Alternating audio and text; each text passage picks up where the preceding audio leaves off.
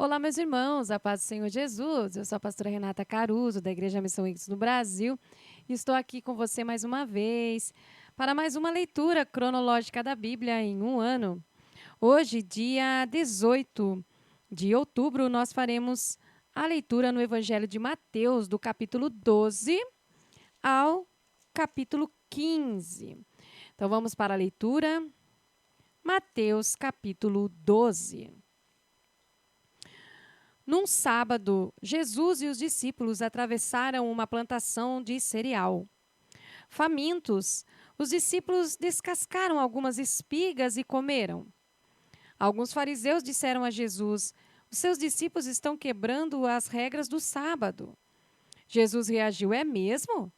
Vocês nunca leram o que Davi e seus companheiros fizeram quando estavam com fome?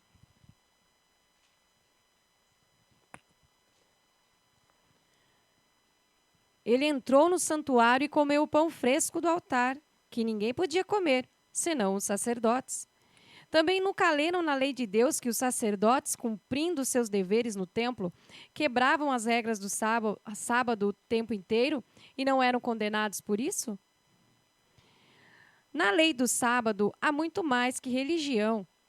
Se vocês tiverem a menor ideia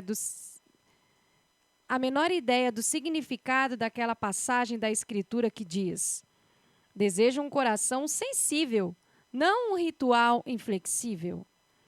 Vocês não seriam críticos de detalhes. O Filho do Homem não é escravo do sábado, é o Senhor dele.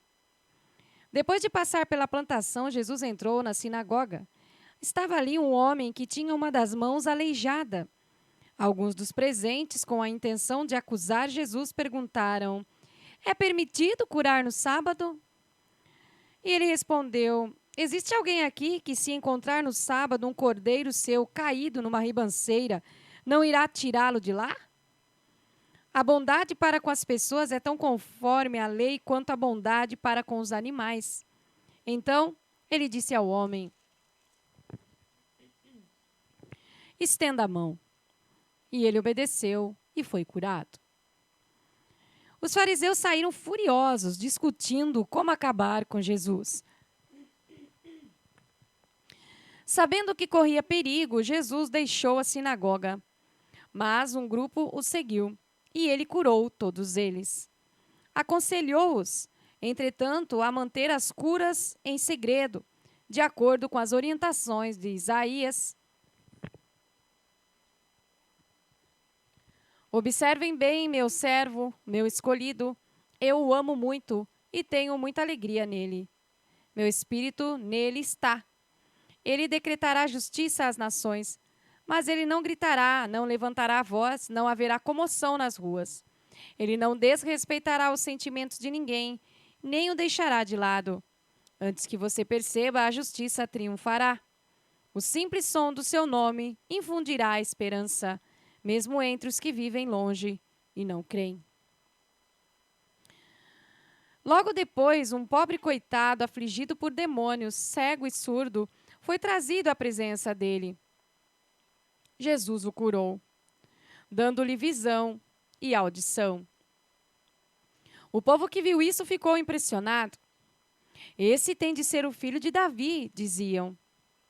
Já os fariseus, quando souberam do acontecido, reagiram com ceticismo. "É magia negra", disseram. "Ele tirou algum truque diabólico da manga." Jesus contestou a calúnia. Um juiz que emite vereditos opostos sobre a mesma pessoa cai em contradição. Uma família que vive brigando se desintegrará. Se Satanás expulsa Satanás, não irá se destruir? Se vocês me caluniam afirmando que eu sou um demônio que expulsa demônios, a mesma calúnia não se aplica aos exorcistas de vocês? Mas se é pelo poder de Deus que expulso demônios, então com certeza o reino de Deus está aqui.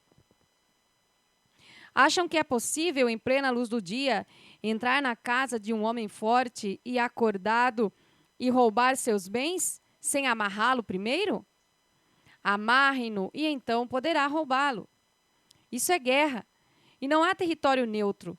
Se vocês não estão do meu lado, são os meus inimigos. Se não ajudam, estão atrapalhando. Não há nada dito ou feito que não possa ser perdoado. Mas, se vocês persistirem nas calúnias contra o Espírito Santo de Deus, estarão deliberadamente rejeitando aquele que perdoa. E se rejeitarem o Filho do Homem por algum juízo equivocado, poderão ser perdoados. Mas, se rejeitarem o Espírito Santo, estarão rompendo relações com aquele que o sustenta. Se vocês crescerem como uma árvore saudável, irão produzir frutos saudáveis. Mas, se a árvore for doente, os frutos serão podres. Os frutos nos revelam a verdade sobre a árvore. A mente de vocês parece um ninho de cobras. Como dar crédito ao que dizem, já que são tão tolos? É o coração, não o dicionário, que dá significado às palavras. A pessoa de bem produz boas obras e boas palavras todo o tempo. Mas a pessoa má é como praga no pomar. Permitam-me dizer uma coisa: cada uma dessas palavras impensadas voltará para assombrá-los. A hora da prestação de contas vai chegar. As palavras são poderosas. Levem-nas a sério. Elas podem ser a sua salvação, mas também podem condená-los. Mais tarde, alguns líderes religiosos e fariseus interpelaram Jesus. Mestre, queremos ver suas credenciais, uma prova conclusiva de que Deus está com você. Que tal um milagre? Jesus respondeu: vocês procuram uma prova, mas estão procurando o tipo errado de prova. Tudo o que querem é algo para satisfazer a curiosidade, o desejo de ver milagres. A única evidência que terão é a que se parece com uma total ausência de provas. O sinal de Jonas. Assim como Jonas ficou 3 dias e 3 noites no ventre do peixe, o Filho do Homem, por 3 dias e 3 noites, será posto numa cova profunda. No dia do juízo, os ninivitas se levantarão e apresentarão as provas que condenará essa geração. Porque quando Jonas pregou em Nínive, eles mudaram de vida. Aqui está um pregador mais importante que Jonas, e vocês querem provas? No dia do juízo, a rainha de Sabá virá de longe e apresentará uma prova que condenará esta geração. Porque ela viajou de uma região remota da terra para ouvir o sábio Salomão. E diante de vocês está a sabedoria maior que a de Salomão, mas vocês se preocupam com provas? Quando é expulso de alguém, o espírito maligno vagueia pelo deserto, procurando um oásis, uma alma distraída que possa atormentar. Se não encontrar nada, diz consigo mesmo: vou retornar para minha antiga casa. E quando retorna, encontra a pessoa limpa, porém vazia.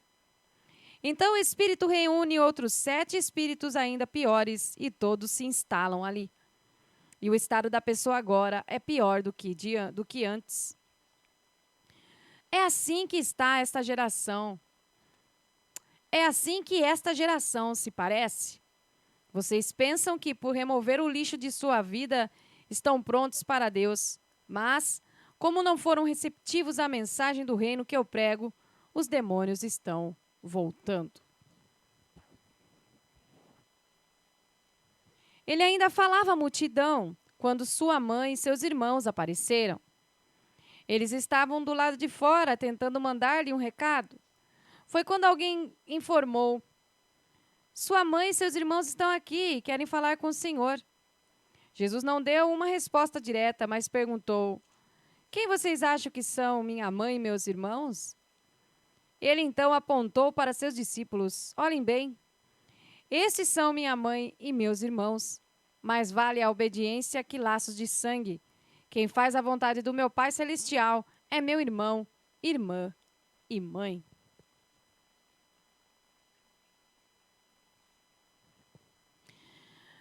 Mateus capítulo 13. Instantes depois, Jesus deixou a casa e assentou-se à beira da praia. Não demorou muito e uma multidão ajuntou-se à sua volta, obrigando-o a entrar num barco. usando o barco como púlpito, e contou uma história ao povo. O que vocês acham? Um agricultor estava semeando. Enquanto fazia seu trabalho, algumas sementes caíam pelo caminho e as aves as comeram. Outras caíram no meio dos pedregulhos, brotaram rapidamente, mas não aprofundaram raízes.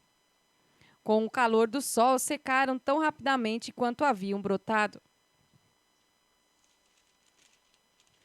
Outros ainda caíram no meio das ervas daninhas. As sementes chegaram a brotar, mas foram sufocadas. Por fim, algumas, porém, caíram em boa terra e produziram uma colheita que superou todas as expectativas. Vocês estão entendendo? Os discípulos perguntaram: por que contar histórias? Ele respondeu: vocês já ouviram bastante a respeito do reino de Deus, conhecem as suas verdades, mas nem todos tiveram esse privilégio. Quando alguém tem o coração preparado, a compreensão é real. Mas, se não houver receptividade no coração, logo desaparecerá. Por isso conto histórias. Meu objetivo é criar disposição, levar o povo a receber a mensagem. Nas condições em que se encontram, eles ficarão ouvindo até o dia do juízo e não entenderão nada. Vão ficar irritados por ouvir tanto e não entender coisa alguma. Que não se repita a previsão de Isaías. Seus ouvidos estão abertos, mas não entendem uma palavra. Seus olhos estão abertos, mas não veem nada. Esse povo é cabeça dura. Eles tapam os ouvidos com os dedos para não ter de escutar. Eles fecham os olhos para não serem obrigados a ver. E assim, evitam ficar comigo face a face e me deixar curá-los.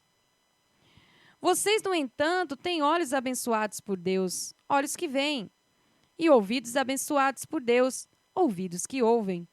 Muita gente, profetas e crentes humildes, daria qualquer coisa para ver o que vocês estão vendo e ouvir o que vocês estão ouvindo, mas nunca tiveram chance. Reflitam sobre a história do agricultor e as sementes. Quando alguém ouve as novas do reino e não se apropria delas, elas permanecem na superfície. Então vem o maligno e as arranca do coração do ouvinte. Essa é a semente que o agricultor espalhou pela estrada. A semente lançada nos pedregulhos corresponde àqueles que ouvem e instantaneamente recebem a mensagem com grande entusiasmo, mas a palavra não cria raízes. Assim, diante de alguma dificuldade ou quando passa a emoção, a mensagem é esquecida e não sobra nada. A semente lançada no meio das ervas daninhas é aquele que ouve a mensagem no reino, mas é vencido pela preocupação e pela ilusão de manter o que tem e de ganhar mais. A mensagem é sufocada e não sobra nada. A pessoa lançada na terra boa é a pessoa que ouve a palavra e a acolhe, e a colheita supera todas as expectativas. Ele contou outra história. O reino de Deus é semelhante a um fazendeiro que plantou semente de boa qualidade em suas terras. Na mesma noite, enquanto os empregados dormiam, o seu rival misturou sementes de ervas daninhas aos grãos de trigo e fugiu antes do amanhecer. Os primeiros brotos surgiram e o grão começou a crescer, mas a erva daninha também apareceu. Os lavradores perguntaram ao fazendeiro: patrão, se o senhor plantou semente de boa qualidade, de onde veio a erva daninha? Ele respondeu: algum inimigo fez isso. Devemos arrancar as ervas daninhas? Quiseram saber os lavradores. Ele respondeu: não, pois se arrancarem as ervas daninhas, vocês vão arrancar o trigo também. Deixe que cresçam juntos até a época da colheita. Vou instruir os ceifeiros a arrancar as ervas daninhas e amarrá-las em fardos para o fogo e a juntar o trigo para guardá-los no celeiro. Outra história. O reino de Deus é como a semente de mostarda plantada por um agricultor. É uma das menores sementes. Mas, uma vez plantada, germina e cresce tanto que os pássaros fazem ninhos em seus ramos. Mais uma história. O reino de Deus é como o fermento que uma mulher põe na massa para fazer muitos pães e fica esperando a massa crescer. Tudo que Jesus fez naquele dia foi contar histórias. Uma longa tarde de histórias. Também foi o cumprimento de uma profecia. Abrirei minha boca e contarei histórias. Trarei a público coisas ocultas desde o primeiro dia da existência do mundo. Jesus dispensou o povo e foi para casa. Os discípulos então pediram: explica-nos a história das ervas daninhas da lavoura. E ele explicou: o agricultor que tem a semente pura é o filho do homem. O campo é o mundo. As sementes verdadeiras são os súditos do reino. As ervas daninhas são os súditos do diabo e o inimigo que as semeia é o próprio diabo. A colheita é o fim dos tempos, o desfecho da história. Os ceifeiros são os anjos. A cena em que as ervas daninhas são enfeixadas e queimadas faz parte do último ato. O filho do homem enviará seus anjos, arrancará as ervas daninhas de seu reino e as jogará no lixo. Será o fim delas. Ainda tentarão reclamar com o céu, mas ninguém as escutará. Ao mesmo tempo, as vidas prontas, santas e maduras irão adornar o reino do Pai. Vocês estão entendendo? O reino de Deus é como um tesouro escondido num campo por muitos anos, até ser acidentalmente encontrado por uma pessoa. Ela fica eufórica com a descoberta e vende tudo o que possui a fim de reunir a quantia necessária para comprar aquele campo. O reino de Deus também é como um comerciante de joias que busca as melhores pérolas. Um dia encontra a pérola perfeita e imediatamente vende tudo o que possui para comprá-la. O reino de Deus também é como uma rede de pesca lançada ao mar, que apanha toda espécie de peixes. Quando está cheia, é puxada até a praia.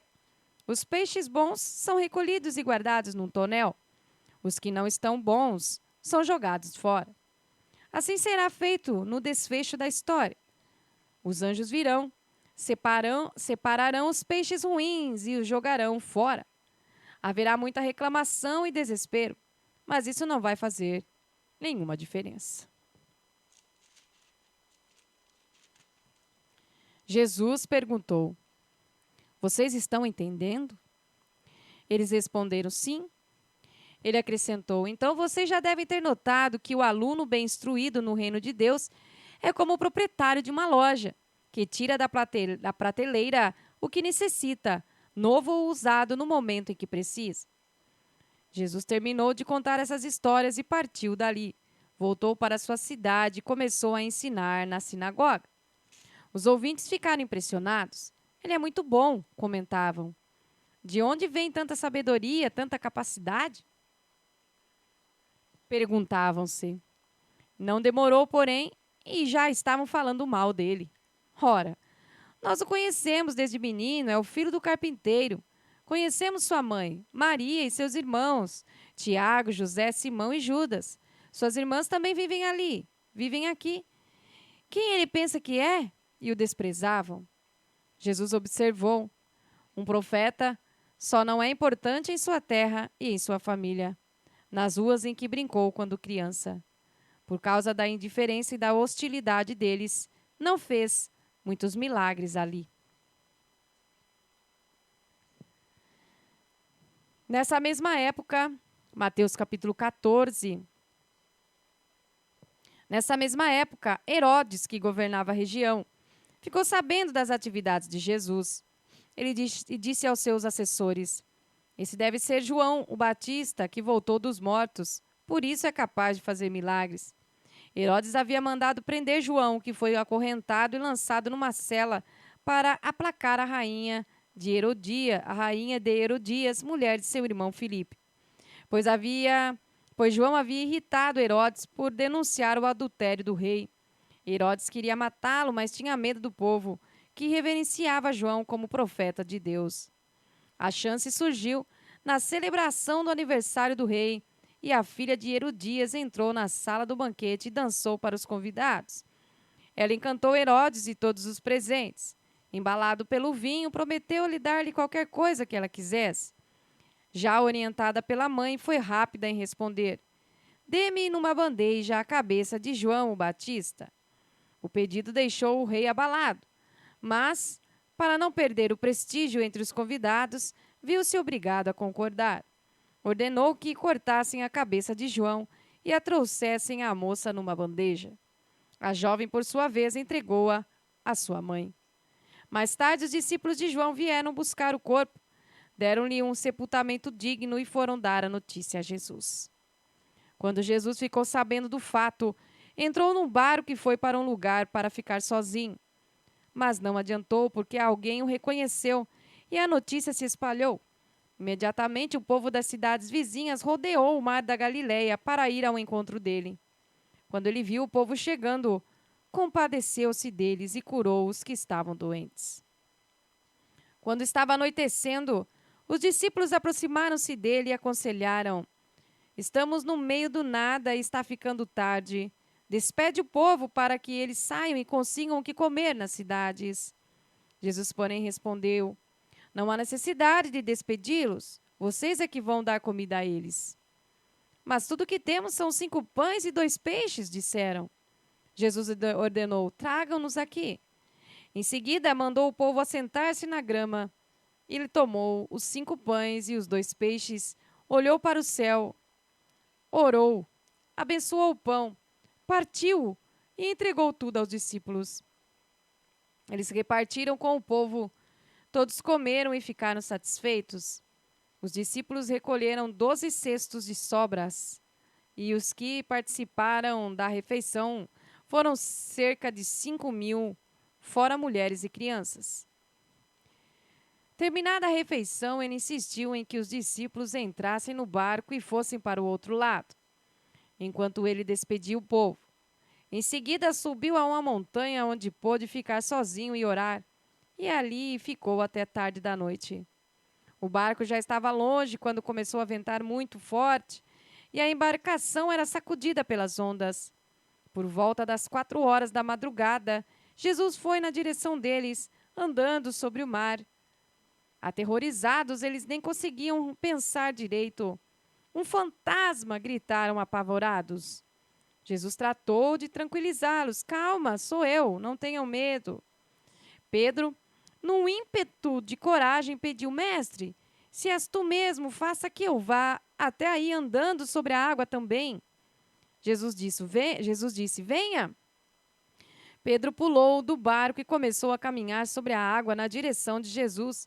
Mas quando ele olhou para baixo e viu as ondas batendo e fazendo barulho sob seus pés, sua tranquilidade se foi e ele começou a afundar. Mestre, salva-me! Gritou.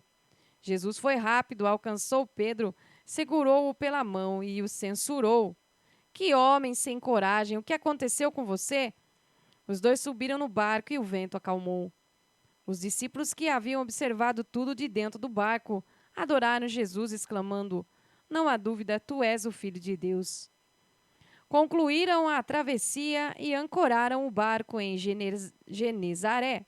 Quando o povo soube que ele estava de volta à cidade, espalharam a notícia pela vizinhança, reuniram os doentes, que pediam permissão para tocar a orla da roupa de Jesus, e todos que a tocaram ficaram curados.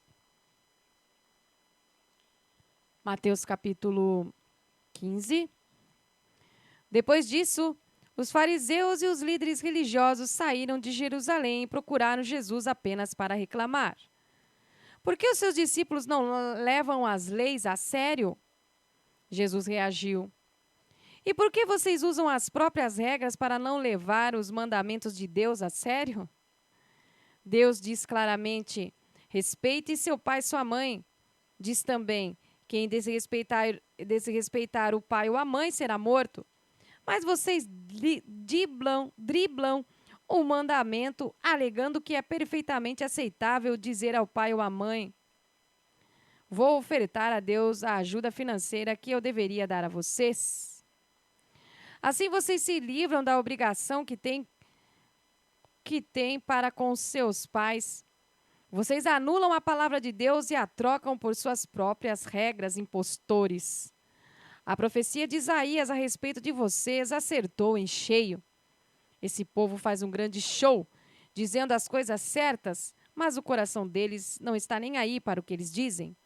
Fazem de conta que me adoram, mas é tudo encenação.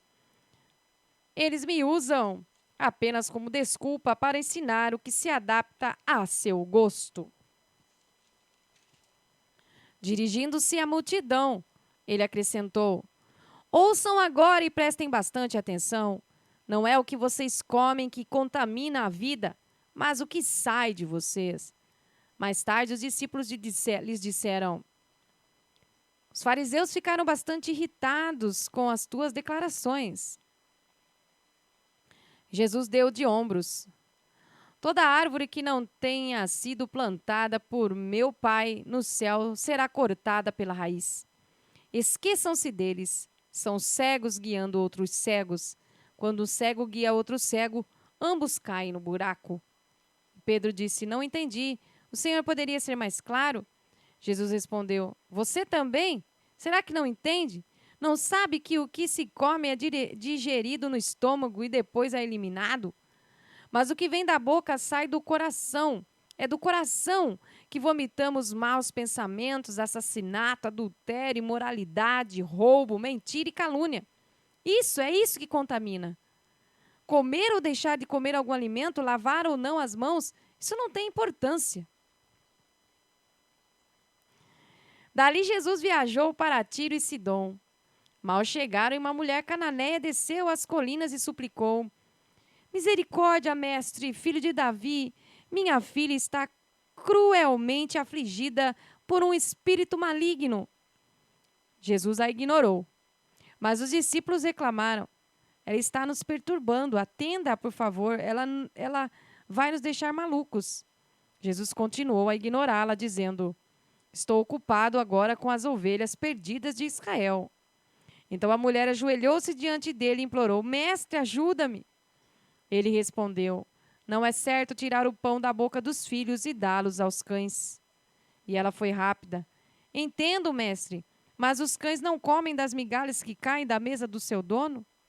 Jesus disse: ah, mulher, sua fé é impressionante, pois o que você deseja acontecerá. Naquele momento, a filha dela ficou boa. Depois disso, Jesus contornou o mar da Galileia e acomodou-se num lugar alto, pronto para atender o povo. E eles vieram, milhares deles, trazendo paraplégicos, cegos, mudos, aleijados, todo tipo de necessidade havia ali, e deixando-os aos pés de Jesus para ver o que ele faria. Jesus curou todos eles. Quando viu os mudos falando, os aleijados restaurados, os paraplégicos andando e os cegos enxergando, o povo ficou maravilhado e foi dizer a todos que Deus estava vivo, atuando de maneira tremenda no meio deles. Aleluia. Jesus, no entanto, não havia acabado. Ele chamou os discípulos e disse: estou com o coração partido por essa gente. Há 3 dias estão comigo e não tenho o que comer. Não posso mandá-los embora com fome. Vão acabar desmaiando no caminho. E os discípulos perguntaram: mas onde vamos encontrar comida suficiente para todos neste lugar deserto?